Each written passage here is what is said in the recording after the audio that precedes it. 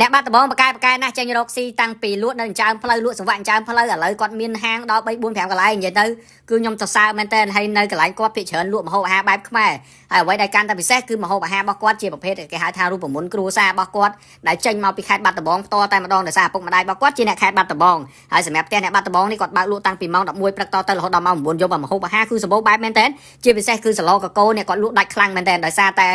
ភាគច្រើនអ៊ំចាស់គាត់មកអង្គុយញ៉ាំណាគាត់ថាអូឈ្ងុយមែនតើដោយសារតែគាត់ប្រើប្រាស់ជាមួយនឹងអង្ករលីងហ្នឹងគឺគាត់លីងខ្លួនឯងធ្វើឲ្យវាក្លិនឈ្ងុយហើយបានយកមក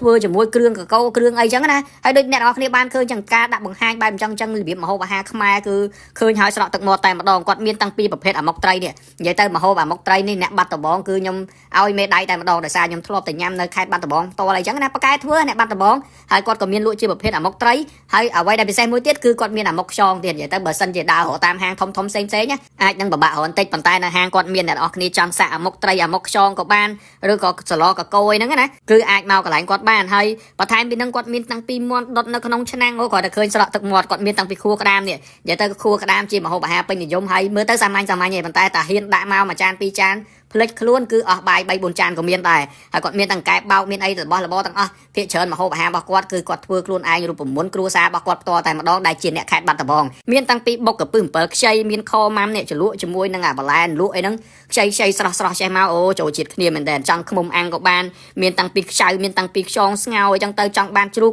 អាំងក៏មានដែរនិយាយទៅជ្រូកអាំងអ្នកបាត់ដំបងរសជាតិឬគាត់ចលក់ជាមួយនឹងអាទឹកប្រហុកបែបទឹកប្រហុកអីចឹងទៅហើយបើសិនជាអ្នកនរគ្នាចង់ញ៉ាំជាប្រភេទផ្អែមណាផ្អែមក៏គាត់ធ្វើខ្លួនឯងដែរភាគច្រើនគាត់មានតាំងពីទឹកសណ្ដែកគាត់មានតាំងពីលត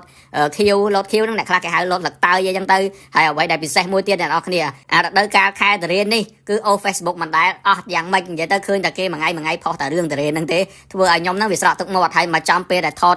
ហាងគាត់នេះគាត់មានអាបាយតំណើបតារេនអូនិយាយទៅតារេនរបស់គាត់ដាក់ទាំងខ្លែបរឿងអីមិនស្រក់ទឹកមាត់ហើយគាត់មានតាំងពីអាដូងខ្ទិះនេះទៀតនិយាយទៅដូងខ្ទិះហ្នឹងក៏គាត់ថាយកមកពីបាត់ដំបងដែរខុសពីដូងអ្នកចិត្តខាងយើងរៀងទូចគាត់ថាប៉ុន្តែសម្រាប់ដូងខ្ទិះរបស់ខ្មែរយើងអ្នកខេត្តបាត់ដំបងគឺធំអញ្ចឹងនិយាយទៅគឺម្ហូបអាហាររបស់គាត់ហ្នឹងគឺទំនងមែនតើហើយគាត់មានតាំងពីអាសង្វាក់អាំងនេះនិយាយទៅសង្វាក់ហ្នឹងដូចខ្ញុំបានបញ្ជាក់ពីខាងដើមអញ្ចឹងយកមកពីបាត់ដំបងខ្លួនឯងអ៊ំគាត់អ្នកធ្វើទៀតអញ្ចឹងពេលដែលញ៉ាំទៅមានអារម្មណ៍ថាវារៀងកក់ក្ដៅដែរដោយសាររបស់គឺមានប្រភពទាំងអស់របស់ដែលគាត់ធ្វើក៏គឺគាត់មានគេហៅថារូបមន្តច្បាស់លាស់ធ្វើខ្លួនឯងអីទាំងអស់តែម្ដងដោយអាមុកដូចអីចឹងអត់មានទិញមកពីគេទេអាមុកគឺធ្វើខ្លួនឯងរូបមន្តខ្លួនឯងអ្នកគ្រួសារតែម្ដងណានិយាយទៅម្ហូបអាហាររបស់គាត់គឺជាម្ហូបអាហាររូបមន្តបែបគ្រួសាររបស់គាត់ផ្ទាល់មិនមែនថាអូអ្នកបាត់ដំបងធ្វើអញ្ចេះអ្នកសៀមរាបធ្វើអញ្ចេះអត់ទេគឺម្ហូបទាំងអស់ហ្នឹងគឺ